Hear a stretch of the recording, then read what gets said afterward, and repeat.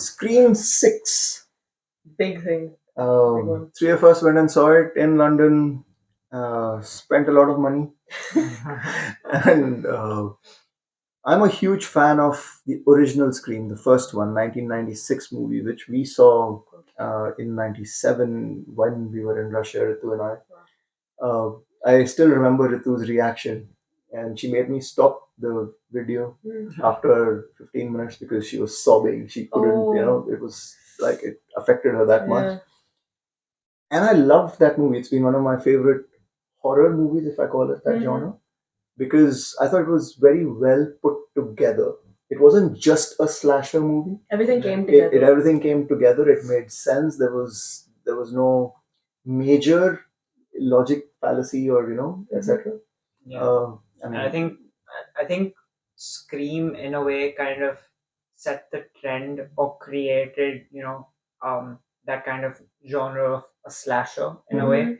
And what made it really interesting as well is how realistic in a way it was Yeah. compared to most other horror or supernatural kind of 100%. movies. What made this a lot scarier for a lot of people was that It's the plausible. realism, Yeah. that it's possible, in a small town, students and stuff like that. So and then they combined it with a lot of good pop culture references. They Yeah. were trying to mock how scary movies were yeah, and the like rules of scary how movies. there's like a stab franchise within Yeah. the Scream franchise. So with all of that, I think I had seen the second one as well with some hopes, got bitterly disappointed. Third one I may have seen like in passing, didn't like it at all, and then I stopped. Apparently there was a new one last year, and Yeah, now this I don't one, know. the Scream 6, is kind of a continuation of last year's reboot in a sense. Yeah. And it has, for me, quite alarmingly, a lot of references to the previous one. So it's not like you can watch this afresh without knowing Yeah. anything. Yeah. I So was there's a lot of struggling at prior first. knowledge. I did feel a little lost. I Yeah, mean, 100%. very lost during the movie at some certain point. So I mean, I Yeah, was true. actually Yeah. googling a Scream timeline during the Hmm. movie. Yeah. Which I guess is okay for some movies, but for like a movie like this where there've been 6 movies before, I mean, like, come on. Yeah. Exactly. So all of that, and there's a huge cast, including a lot of old favorites like Courtney Cox making an appearance. Melissa Barrera and Jenna Ortega are the two kind of main characters, along with Jasmine Savoy Brown, Mason Gooding, Dermot Mulrooney, whom you'll remember from My Best Friend's Wedding. Then there's Jack Champion, there's Josh Segrera, there's Liana Liberato, Devin Nicoda, Hayden Panettiere. I mean, the list just goes on and on, including Tony Revolori and Samara Weaving as well, whom you remember from, what was the name of that movie? Ready or Not. Ready or Not. She was yeah. brilliant in Ready or Oh Not. yeah, I have to watch. So I mean, there's a huge cast, right? Some clever bits. The beginning was interesting. Yeah, I then think the I thought, most yeah, interesting. the It most just interesting went part of the movie downhill. for us was like probably the first 15 to 20 minutes. Yeah. There's a certain part as well, where they kind of like, I don't know, reminisce, the older movies, and I think I enjoyed that part.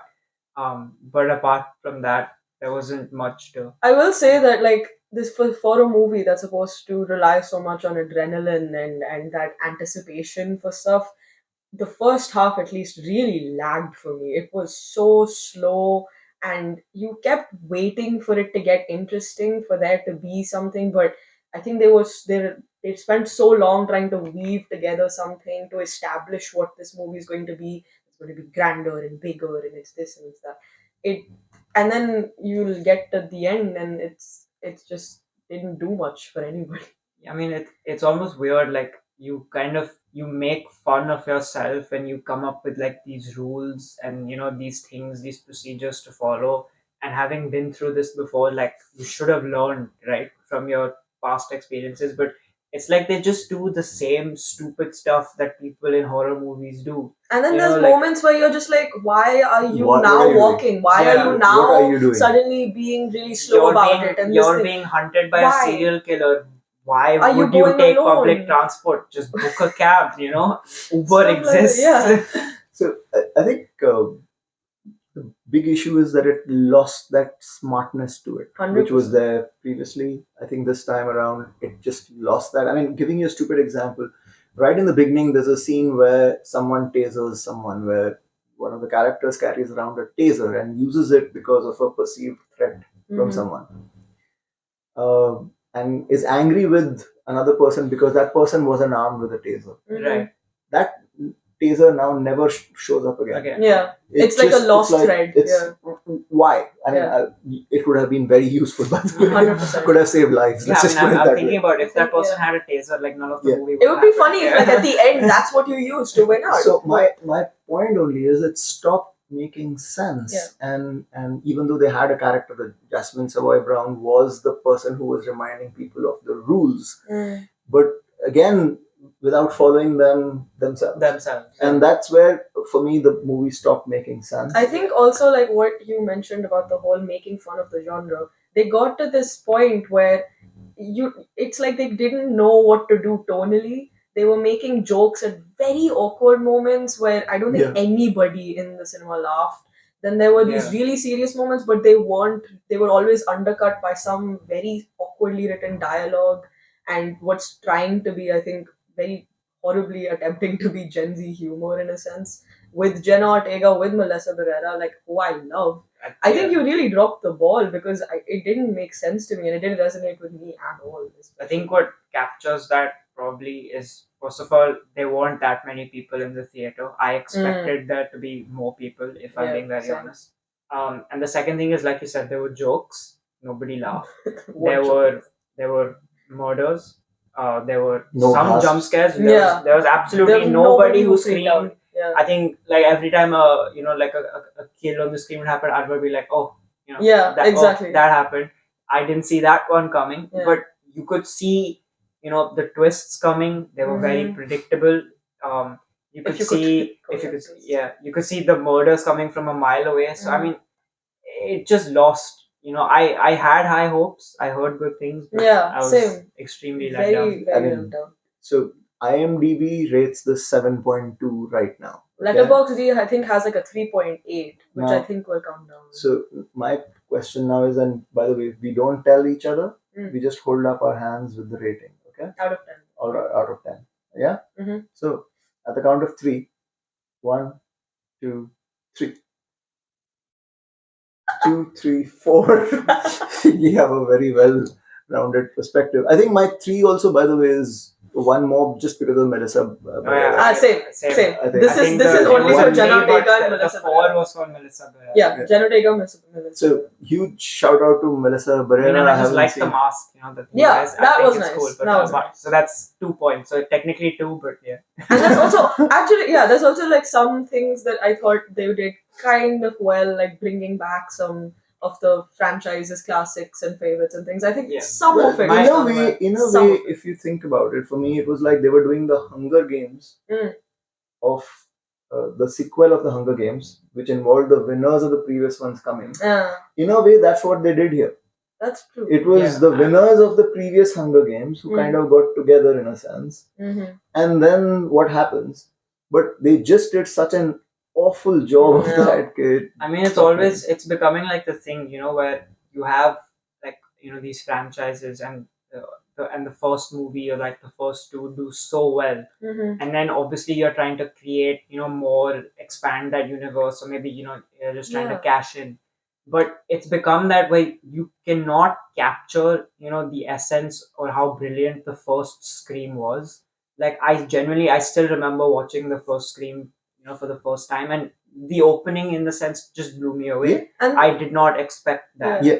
And now you're trying so hard to recapture that you're going all the way back, kind of bringing back those memories, hoping that the nostalgia will make people go, oh yeah, the problem with this as well is the thing of where you're trying to make it every sequence bigger and grander and better. which they Is did. that which they didn't, but the thing is, for that you need to have a bigger threat each time. You can't have the same villain and just try and make new twists and new things every time, because then it gets So I'm old. not so sure. I just think it was poorly thought out. Yeah. Like you said, they forgot what made the franchise, or at least the original one, such a cult favorite, Yeah. and couldn't get those elements right. Yeah. Now, how do you, whether you make it bigger or grander, whether you get different stars, whatever, that's those are different debates. But they just forgot those key elements. That Mm. element of surprise, which is, for example, in the first screen, Yeah. it was a rarity that you had someone as well known as Drew Barrymore Yes. in the opening sequence, and Yeah, then what exactly. happens, right? Yeah. And the way the conversation happens. So Mhm. I think that element of surprise, those little cues, Yeah. the making fun of itself as a genre, Mhm. Yeah. that just was lost now. It was. And I mean, I feel like, I mean, the actors, the cast in the original did a very good job, and obviously, the way they weave that story, and Mhm. you don't see certain things coming. I mean, in a way, I think this was a point you made not long after the movie was. I feel like they kind of just need to start afresh. Mm. Stop holding on. I mean, Yeah. Scream 1, 2, maybe 3 were good. After that, I feel like it's really lost its way, and it's desperately trying to hold on to the magic of the first 100%. one. Let it go. It's fine. Yeah. Start fresh. completely Do something new with Yes. Scream. Yeah. There is so much potential in terms of the movie, and I think Ghostface has become an icon globally. Mhm. Like everybody does dress up as Ghostface for Halloween. I feel like this is the perfect opportunity for you to just start fresh. Agreed. Keep that mask, and now figure out what you want What to you do. want to do. Like they say in the movie as well, they mention it. It's like the horror movies of the time will show a lot about the time. Let the time speak for itself. Incorporate that. Don't be scared of that. I think we should end on that very profound note. Yeah. So yeah, that's our rating. Sorry. 2, 3, 4. Don't go by IMDb on this one, and I hope it corrects itself over time. Me too. Big shout out from all of us to Melissa Barrera. And Jenna Ortega. Rock on. Keep up Yep. the work. Thank you. Well, Thanks so stay much. tuned for more Bye-bye. reviews. Bye.